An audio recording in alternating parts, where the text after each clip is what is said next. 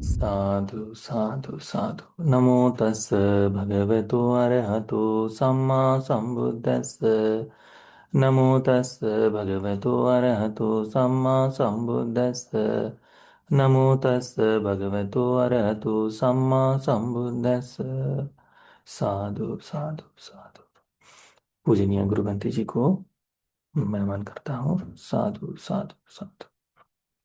श्रद्धावान उपासक उपासिकागण, आज हम लोग एक सूत्र सीखेंगे। इस सूत्र का नाम है धम्म कथिक सूत्र।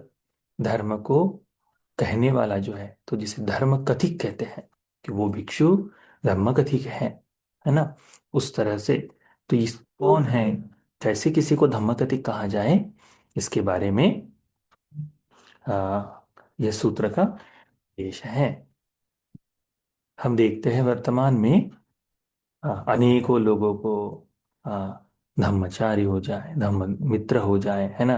और सद्धम्मी, ऐसे भिन्न भिन्न उपाधियों से हम लोग बोलते हैं, है ना।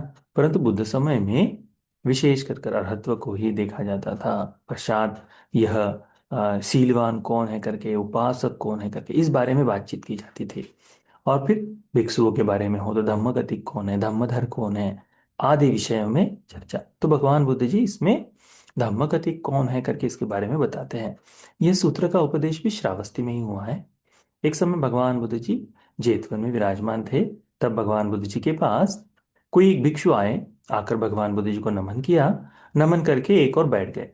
एक एक और बैठकर वे भगवान बुद्ध जी को इस तरह से पूछते हैं। क्या पूछते हैं? धम्म कथिको भंते वुच्यति।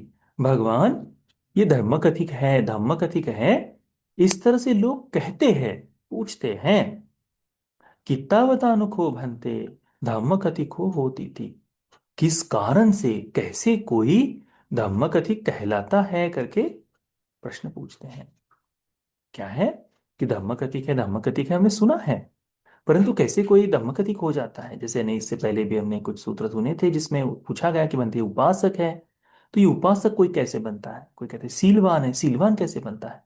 तो उसके लिए उपासक ये शब्द है, उपासक बनने के लिए जो क्रिया करनी होती उस तरह से। तो धम्मकथिक यह उपाधि की तरह है। तो धम्मकथिक बनने के लिए कैसे कोई धर्मकथिक कहलाता है, कैसे कोई धम्मकथिक बनता है, इस बारे में प्रश्न पूछते हैं। भगवान बुद्ध जी बड़ा सुंदर उत्तर देते हैं।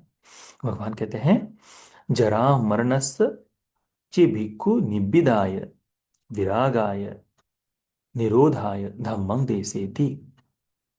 जब कोई भिक्षु ये जरा और मरण, जन्म और मरण का जो ये है, जरा बुढ़ापा और मृत्यु, इनसे निर्वेद के लिए, विराग के लिए, इनकी रोकथाम निरोध के लिए धम्म का उपदेश देते हैं। जो भिक्षु इन्हें दूर करने के लिए देता है। धम्म कथिको भिक्खूति अलंग वचनाया। भगवान कहते हैं इतने मात्र से वह भिक्षु धम्मकथि कहलाता है। धम्मकथि भिक्षु कौन है? जो जरा मरण की, ये संसार जरा और मरण से भरा हुआ है। इस संसार में जरा मरण से बाहर निकलने के लिए हमें इस तरह से प्रयास करने चाहिए। भगवान ने ये संपूर्ण उपदेश किया है।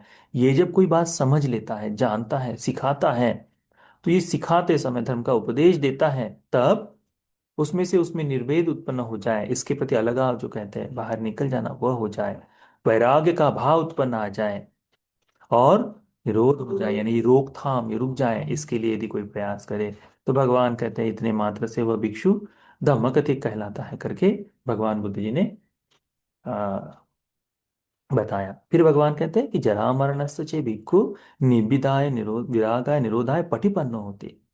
जब कोई भिक्षु इस जरा मरण से मुक्ति के लिए, निर्वेद के लिए, निरोग विराग के लिए, वैराग के लिए और रोकथाम के लिए मार्ग पर चलता है, उसे स्वयं भी, यानी वो उपदेश करता है इसलिए धम्मकथिक है। जब वो स्वयं चलता है उस मार्ग पर कि मुझे इस जरा मरण से मुक्ति चाहिए, तो पटिपन्न होने के कारण भी भगवान तुझे कहते हैं, उसको क्या कहते हैं, धम्मानुधम्म पटिपन्नो भिक्खुति अलंग वचना। तब उस भिक्षु को धर्मानुधम्म पटिपत्ति पर चलने वाला, हमारी है ना वो एक एक अधिष्ठान लेते हैं, या फिर प्रतिपत्ति पूजा में आता है धम्मानुधम्म पटिपत्ति, या बुद्धंग पूजे में करके कहते हैं। वो धम्मानुधम्म पटिपत्ति क्या है? तो जरा मरण से मुक्ति के लिए, जरा मरण से बाहर निकलने के लिए जो विराग जागता है, निर्वेद जागता है, निरोध जाग होता है, उसके उसको करने के मार्ग पर चलने वाला है। इसीलिए धम्मानुधम्म पटिपन्नो भिक्खूति अलंग वचनाय। तब भगवान कहते हैं कि उस भिक्षु को धम्मानुधम्म प्रतिपदा पर चलने वाला भिक्षु कहते हैं। फिर जरा मरण सचे भिक्खु निब्बिदा विरागा निरोधा अनुपाद विमुक्तो होती। जब कोई भिक्षु इस जरा मरण से निर्वेद जगाकर, वैराग जगाकर, निरोध करके अनुपाधि से, यानी कुछ भी रिक्त न रह जाए, यानी इस लोक में अनागामी आदि सब पूर्णतः सारे ही संपूर्ण जीवन के सब कुछ अनुपाधि से, यानी यह शरीर जब तक बनाए तब तक ही जीवन, उसके आगे कुछ नहीं, निर्वाण है, मोक्ष है शरीर छूट जाने के बाद।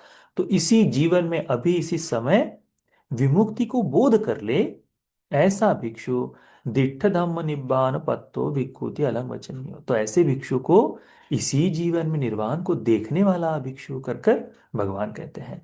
दिट्ठ धम्म निब्बान पत्तो। तो ये तीन नाम भगवान ने इसमें बताए। कौन कौन से? धम्म कथिक कौन है, धम्मानुधम्म पटिपन्न भिक्खु कौन है, और दिट्ठ धम्म निब्बान पत्त भिक्खु कौन है करके। तो क्या बताते भगवान? कि जरा मरण को, जो जरा मरण से बाहर निकलने के लिए जो उपदेश करता है वो धम्म कथिक। स्वयं जरा मरण से बाहर निकलने के लिए जो प्रयास करता है वो धम्मानुधम्म पटिपन्न। और जो बाहर निकल जाता है भिक्षु, उसे कहते हैं दिट्ठ धाम निब्बान पत्त भिक्षु कहते हैं। तो फिर भगवान कहते हैं कि इसी तरह से जाति के बारे में, जन्म के बारे में, यदि कोई उससे बाहर जन्म से मुक्ति के बारे में यदि धर्म का उपदेश करे तो धम्म कथिक। धम्म स्वयं जाति से मुक्त होने के लिए कोशिश करे तो धम्मानुधम्म पटिपन्न। यदि स्वयं जन्म से मुक्त हो गया है तो दिट्ठ धम्म निब्बान पत्त। इस तरह से भव के बारे में, उपादान के बारे में, तन्हा के बारे में, वेदना यानी प्रतीत्य समुत्पाद की संपूर्ण 12 कड़ियों के बारे में, संपूर्ण 12 कड़ी हैं, इन 12 कड़ी के बारे में, इनसे मुक्ति के लिए, इनसे बाहर निकलने के लिए यदि कोई उपदेश करता है तो वो भिक्षु कौन कहलाता है? धम्मानुधम्म पटिपन्न, धम्म कथिक भिक्षु कहलाता है, कि वो भिक्षु धम्म कथिक है। पर जब वो स्वयं उससे मुक्ति के मार्ग पर चल रहा है 12 कड़ियों से, तो वह कौन है? धम्मानुधम्म पटिपन्न। जिन्होंने इस 12 ही कड़ियों को संपूर्णता से बोध करके इससे मुक्त हो गए हैं, तो वह कौन है?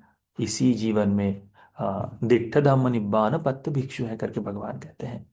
तो जन्म जात कहाँ से शुरू होता है? अविद्या पच्चया संखार। तो इस तरह से एक एक करते करते जाति जरा व्याधि मरण करके जो आता है ना, वो संपूर्ण दुख दो मन सुपाया सवाह तक, ये सभी भिक्षुओं को क्या कहते हैं?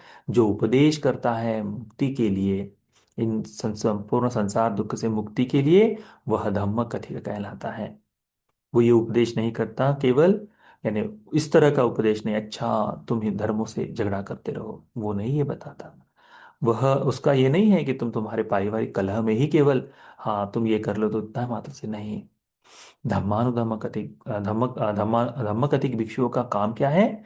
कि आप में ये संपूर्ण संसार के प्रति वैराग्य जिस तरह से जाग पाए, उस तरह से, हाँ, निर्वाण के मार्ग पर आने के लिए जो सहायक बने, उसके लिए ये धर्म का काम है। तो जो करता है उसे कहते, भगवान कहते हैं अविज्ञाय चे भिक्खु निब्बिदाय विराग निरोधाय धम्मं देसेति। जो अविद्या से मुक्ति के लिए, वैराग के लिए, निरोध के लिए धर्म का उपदेश करते, उन्हें धम्म कथिक कहते हैं।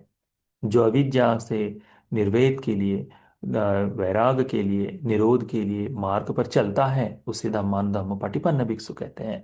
और जिसने अविद्या को संपूर्णतः निर्वेद से, विराग से निरोध कर कर विमुक्त हो गया है, ऐसा भिक्षु दिट्ठ धम्म निब्बान पत्त करके वह भिक्षु कहलाता है। तो हमें इन बातों को समझना चाहिए। इस देश में धर्म की जो बातें हैं वह ये होनी चाहिए कि धम्म कथिक कौन, धम्मानुधम्म पटिपन्न कौन, और दिट्ठ धम्म निब्बान पत्त भिक्षु कौन। इस तरह से चिंता हो। देखो कितने सुंदर सुंदर नाम है वही, धर्म पर चलने वाला, श्रोतापन्न अंग के लिए अभ्यास करने वाला अरहत्व को प्राप्त कर गया, ऐसा ही है। परंतु कहाँ से? कि ये प्रतीच्य समुत्पाद की जो कड़ियां है, प्रतीच्य समुत्पाद जिसे संपूर्ण संसार का दुख घट जड़ता है, इस दुख को, इस संसार, इस बात को, इस प्रतीच्य समुत्पाद को जो व्यक्ति क्या करता है, इनमें निर्वेद जागे, कि इससे अलगाव जो कहते हैं वह जागे, इससे वैराग्य जाग जाए, इसकी रोकथाम हो जाए, विरोध हो जाए, इसके लिए जो उपदेश करता है धर्म का, वो धम्मकथि। जो स्वयं कोशिश करता है कि मैं इनसे मुक्त हो जाऊं, वो धम्मानुधम्म पटिपन्न। और जो व्यक्ति इससे मुक्त हो गया है, वह दिट्ठ धम्म निब्बान पत्त भिक्षु कहलाता है। तो हमें धर्म के अनुसार इसी तरह से चिंतन करते हुए चलना चाहिए। ठीक है। तो ये धर्म का उपदेश आप सभी को, इन भगवान बुद्ध जी ने जिन तीन प्रकार की उपाधियां बताई, इन तीन उपाधियों को समझने के लिए, इसके अनुसार अपने जीवन में भी अपने इसी तरह से भिक्षुओं की संगत के लिए, मुक्ति के लिए हमें प्रयासरत होना चाहिए। तो ये सारा धर्म का उपदेश हम सभी को धम्मकथित धम्मानुधम्म पटिपन्न और मुक्ति को प्राप्त किया बन जाने के लिए यह उपदेश उपकारक धर्म हो जाए। साधु साधु साधु।